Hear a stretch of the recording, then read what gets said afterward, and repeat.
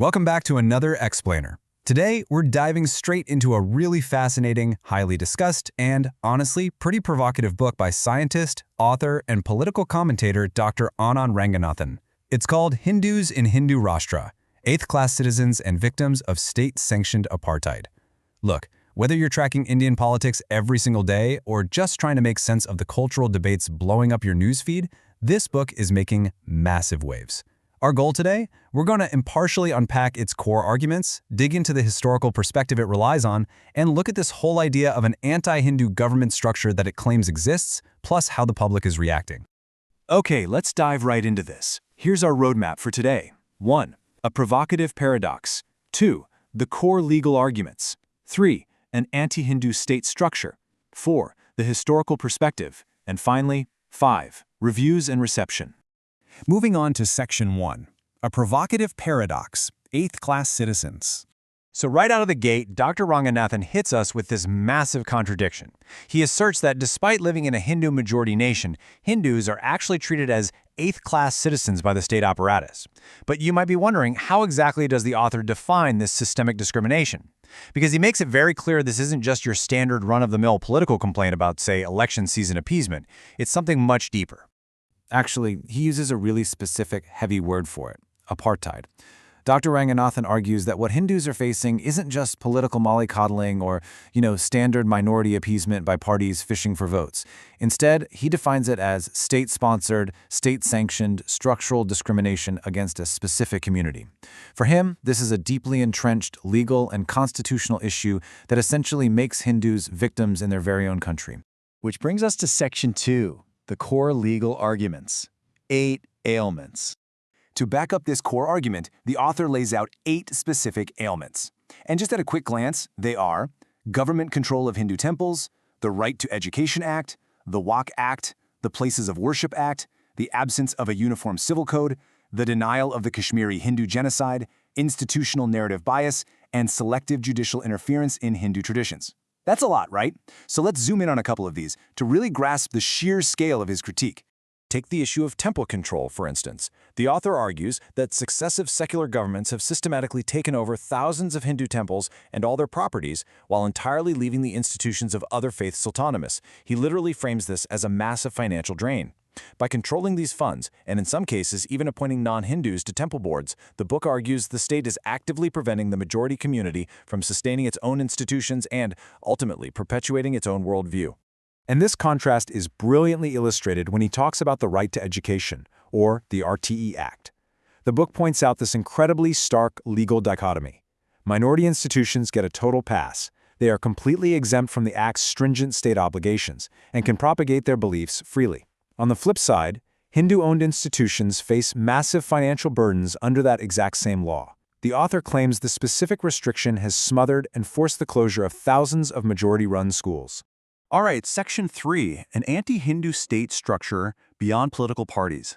Now, a really crucial theme here is this idea of an anti-Hindu government structure, one that he argues persists no matter which political party happens to be in power at the time.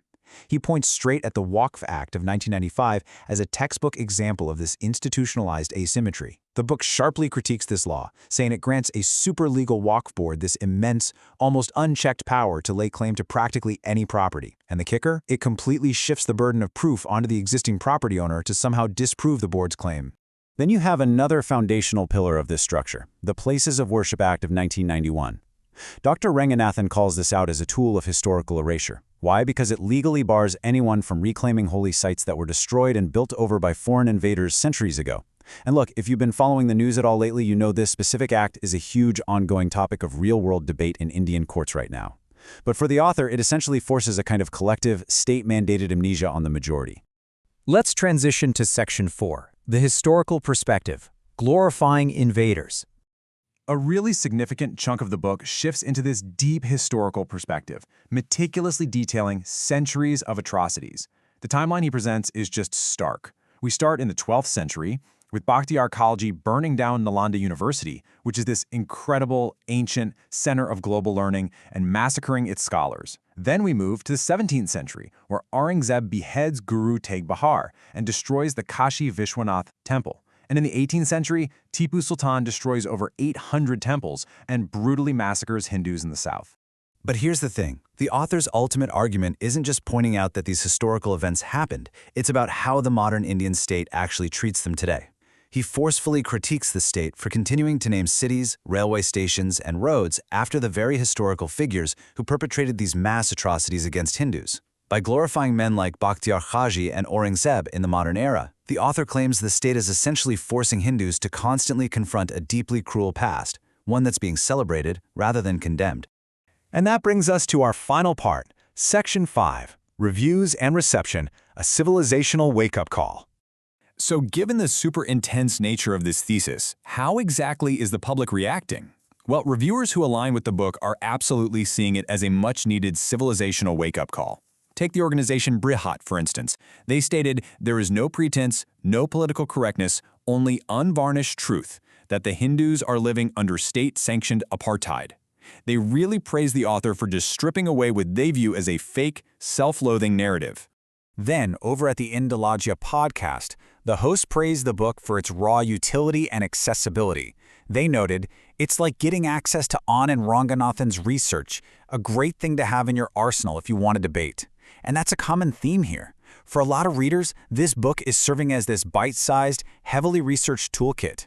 It's meant to arm people with hard facts so they can raise awareness about these dharmic issues and systemic legal imbalances. And you see that exact sentiment echoed loudly in the book's foreword, which was actually written by the prominent advocate Sai Deepak. He calls the book a primer on the specific issues eating into the vitals of the Hindu community. He emphasizes that advocates are using this text to demand real, concrete legal and long-term policy changes rather than just settling for mere political tokenism. And you know, that really leaves us with a profound final thought to chew on. Look, regardless of where you stand on the political spectrum, this book has undeniably struck a massive nerve and sparked some really intense debate. So I'll leave you with this question. Does acknowledging these structural and historical grievances actually pave the way for true equality before the law, or does it challenge the very foundations of India's secular framework? It's a completely fascinating question, and this book for sure provides a forceful perspective on the answer.